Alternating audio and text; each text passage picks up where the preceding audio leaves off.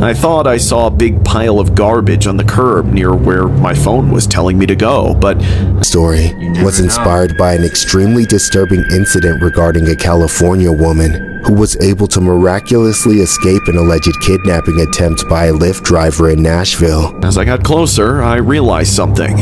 It was a woman, my passenger. By the time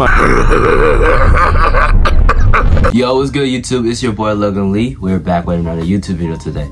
For this video, we are trying something new actually. So, who's that? So we are reacting to scary content. I'm gonna get into that. I'm gonna react to the story, animation story, and I hope y'all guys like it. And yeah, and let me know in the comments if y'all have questions or concerns, and let's get into the video.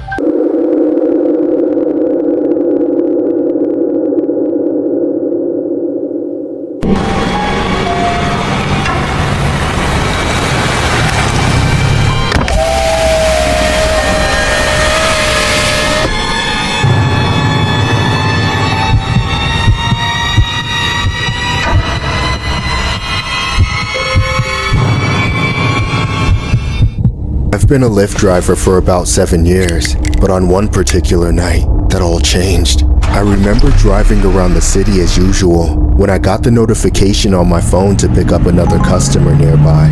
It was this older male named Walter that looked like he was in his 40s, just an average looking guy. When I pulled up to him, he was with a woman that looked about half his age. I assumed they were a couple, so I rolled down my window and asked for his name and confirmed I had the right guy. Hey, you're Walter, right? The man just nodded without saying anything. Then they both got into the back seat. The man sat behind me while the woman sat. I pulled up to his location. He was with a woman that looked about half his age. I assumed they were a couple, so I rolled down my window and asked for his name and confirmed I had the right guy. Hey, you're Walter, right? The man just nodded without saying anything. Then they both got into the back seat. The man sat behind me while the woman sat on the passenger side. Before driving off, I glanced into the rearview mirror out of habit, and I saw them both staring gauntly at me. I couldn't understand why, but something about the look in their eyes hit me with a sick feeling in my stomach. It was like I was looking back at two corpses, and their destination didn't make me feel any better either. It was a 30-minute drive across town to an area I knew was really sketchy. I had no choice but to drive them there, so there was nothing I could really do. Along the way, I noticed they weren't looking away from the mirror. They remained staring at me. I tried to make small talk just to break the awkwardness, saying something like, So, how's your night? You guys must be tired, huh? I'd never had anyone flat out ignore me like that. Sometimes, people pretend not to hear me while wearing headphones, but these weirdos were fully aware I was trying to make conversation and just shut me down. It only made the situation all the more nerve-wracking. It was so hard to focus on the road when I couldn't stop seeing their faces looking at me in the corner of my eye. All I could do was turn the music up to break the deafening silence. As we got closer to their destination, I kept looking back at them. Not only were they not They're still looking at this nigga? their facial expressions were turning more and more severe. For seemingly no reason, the man was becoming enraged, yet the woman sitting right next to him was smiling like an insane person. I was worried that they were getting upset because I kept glancing back at them, but I couldn't help it. They just wouldn't look away. My only choice was to keep going until I got to their destination, but those 30 minutes felt like an eternity. I honestly thought that we'd never get there, but then I finally reached the address. I pulled off to the curb and parked. Then I looked back a final time to say goodbye. And that's when I saw the man pull out a knife. He lunged forward, trying to slice open my throat. I was able to get a grip on the man's wrist and hold the Imaginez le soir et les splendeurs barbares accoudées à ton bras. knife back, but then he wrapped his arm around my neck and started to strangle me. I had to fight for my life, but I was slowly becoming weaker and weaker. and all I could do was hear that wretched. Why's she laughing? That's when the unthinkable happened. It was like my whole body froze. I couldn't breathe or move. My only sensation was overwhelming pain. I then pushed the man and the knife away and was able to escape the car while trying to sprint down the street as far away from them as possible. I started wailing and shouting for help, hoping anyone would come to my aid. I was vaguely aware they had left the car, as I could hear the muffled sounds of the back doors closing and them running away. I tried my best to hold my chest to stop the bleeding, as several random pedestrians came running towards me, and I started to pass out. The last thing I heard was shouting for an ambulance, but I was sure I'd never see it. Thankfully, I woke up in the hospital with bandages all over my chest. The knife had punctured my lung, and the doctor said that the internal bleeding had started building up around my heart and putting pressure on it, to the point that I nearly died from my heart stopping before bleeding out. I was able to survive and recover, only because I was treated immediately. A minute later, and I wouldn't have made it. As for the people that attacked me, they were identified by Lyft and arrested by the police. The couple in question was a 43-year-old man named Walter LaRoche and a 29-year-old woman named Paige LaRoche. They were both put away for attempted murder and robbery. What makes remembering that night even worse was how these people didn't even know me. We had no relation at all. No prior relationship, no past or previous Lyft rides with them. The entire thing was completely unprovoked. I just got horrible. So weird. Lucky to cross paths with them. And this is based on a real story? Planning to do from the start. I've had to continue working as a Lyft driver since, and have been constantly terrified every single day that some passenger is going to kill me. It didn't used to be like this, but now I have to live like this every day. This story was inspired by a very creepy, bizarre incident regarding a So, it is based on a true story. And a 29-year-old woman having a Lyft driver in North Central Edmonton on Tuesday, November 5th, 2024, at approximately 9:45 p.m. Police responded to reports of an injured male.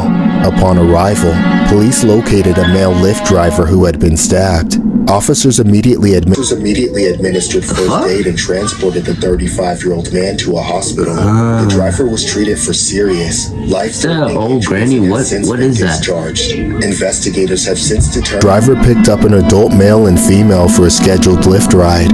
Upon arrival at their intended destination, the male passenger stabbed the driver. The driver was able to escape the vehicle and sought assistance from bystanders, who then called 911. Both suspects then fled in the vehicle, abandoning it nearby moments later and fleeing on foot. With assistance of Lyft, detectives identified the suspects and took them into custody. Walter LaRoche, 43, and Paige LaRoche, 29, were both arrested and charged with attempted murder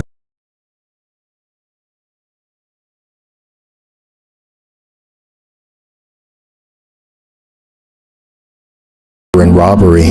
Walter LaRoche is facing the additional charge of possession of a weapon, but what makes this case all the more disturbing was how the suspects and Lyft driver were not known to one another, making this violent attack completely unprovoked.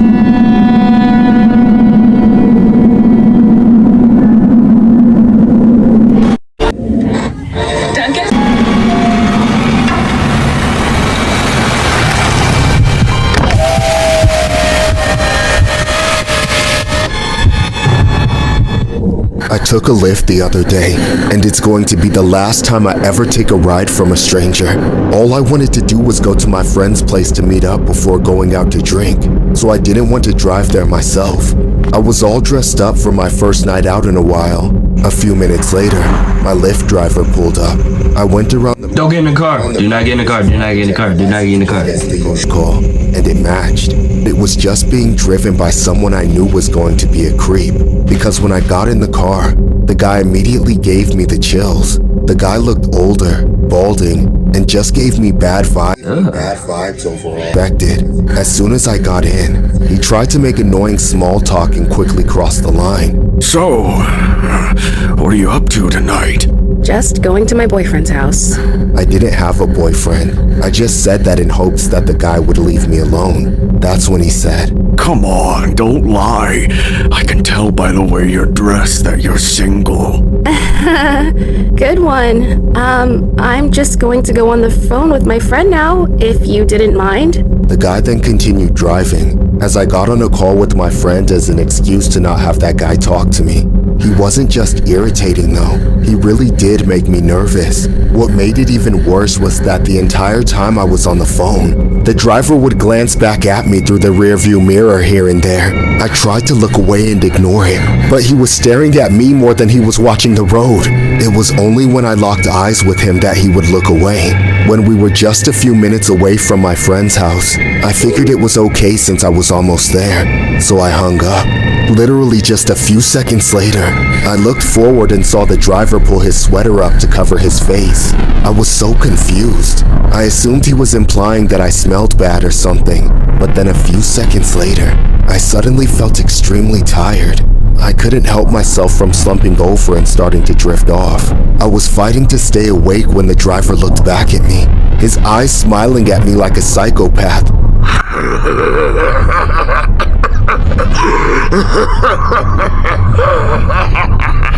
As he laughed, the car started filling with smoke.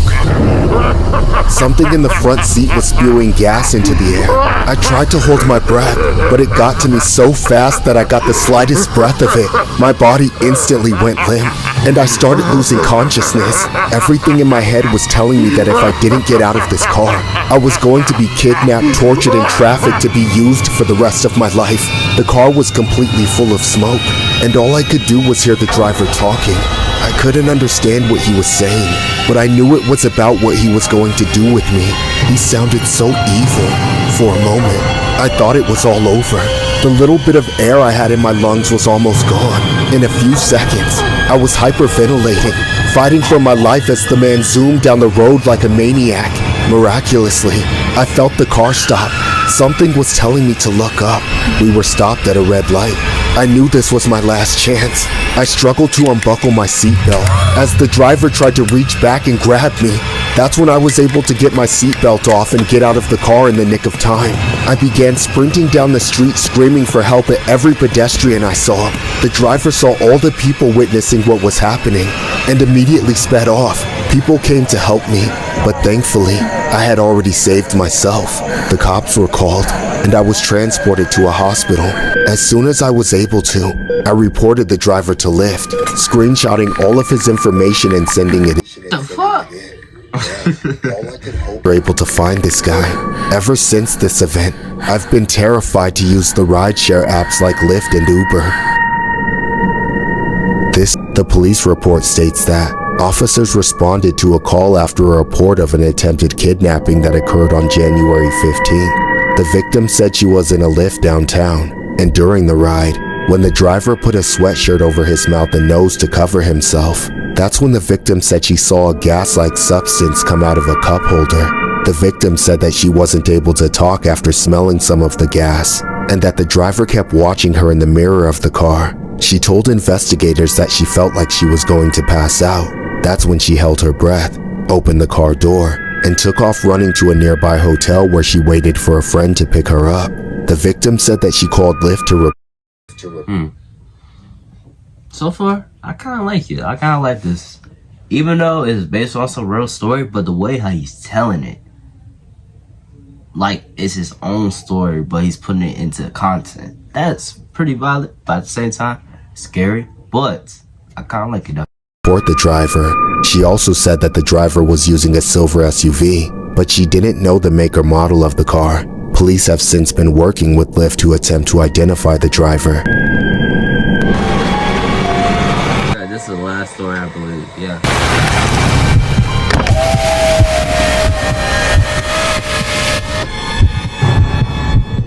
Being a Lyft driver isn't as easy as people think it is. Between gas, the wear and tear on my car, and the huge cut that Lyft takes, I have to work long hours to make ends meet.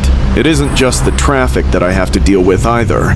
Depending on the area I end up in and the time of day, I pick up every sort of person. From the pushy Karens that want me to drive recklessly so they aren't late for some PTA meeting during the day, to the wild, messy drunks at night. I get them all. No matter how much of a hassle they can be, I still never decline or cancel rides just because I think they're going to be trouble. I need the money, and if I were to pass up every person I didn't want to pick up, I'd be broke. However, recently, one particular passenger changed everything for me. When I was driving around waiting for another notification and saw her pop up, I had no idea what I was in for. Even as I was driving up to her from a distance, I still couldn't tell what was happening. I thought I saw a big pile of garbage on the curb near where my phone was telling me to go, but I was parking. I had to stop farther away from her than usual. I was awestruck. This woman was the most horrifically shaped, tastelessly dressed, morbidly obese fat lard I had ever seen. She looked like the human centipede if the centipede ate itself. When she started walking, or more like waddling toward me, I swear I could feel the earth beneath me shaking, and I could hear the wet slaps of her own flesh flaps clapping against each other.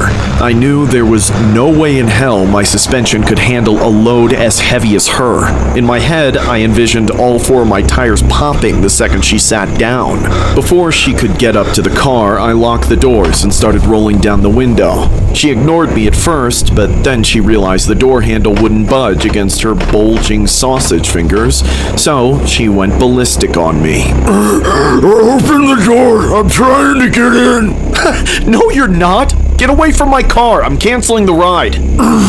You skinny son of a bitch! This is discrimination! You see this? I'm filming you! Say what you just said to me! I'm not letting you in my car, you fat, ugly thing. I don't want to drive you anywhere with my bumper grinding against the pavement. Excuse you? I'm beautiful!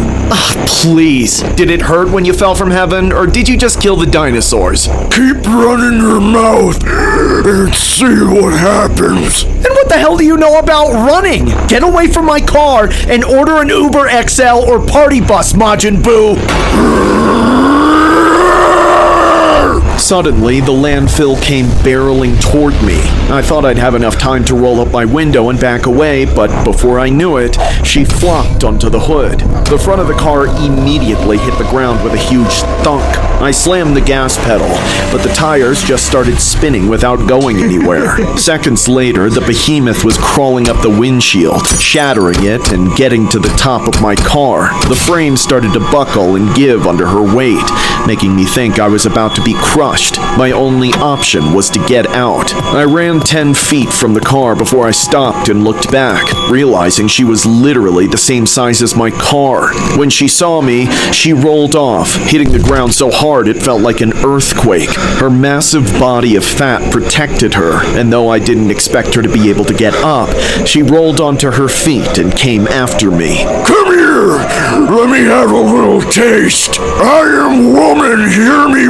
Leave me alone or I'm calling the cops! Help! Somebody! This woman is trying to eat me! I only had one shot of getting away with my car. I slowly led Chubbs away, walking back step by step, and then when I made enough distance between her and the car, I ran around her and got back in. Then I sped off. Once I was clear, I called the police. I thought for sure she wouldn't be able to get far, but somehow the cops said she wasn't there when they showed up. Maybe she hitched a ride in the back of a semi-truck. That video she posted, which conveniently ended the moment she started trying to kill me, got posted to the internet and went viral. Apparently, she's some kind of rapper, but the only rapping she's familiar with is the kind around candy and cheeseburgers. It's been several weeks since this incident, and every day the drastic effects it's had on my life just become more apparent. I'm struggling to support my family, and I've repeated nightmares about being crushed under the cataclysmic weight of that horrible woman.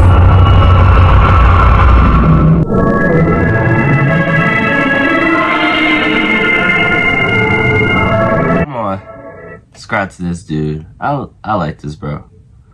I need stories like this. Oh my god, yo. Well, we're in a row for 200. No, I take it back. At least 130 subscribers by end of this month. Next month is gonna be at least 215 to us. But yeah, we're growing very slowly, and I did not expect that at all. And yeah. Well, guys, this is it. I'll see you guys later, and yeah, let me know, should I do more content like this? And yeah, Logan Lee signing out.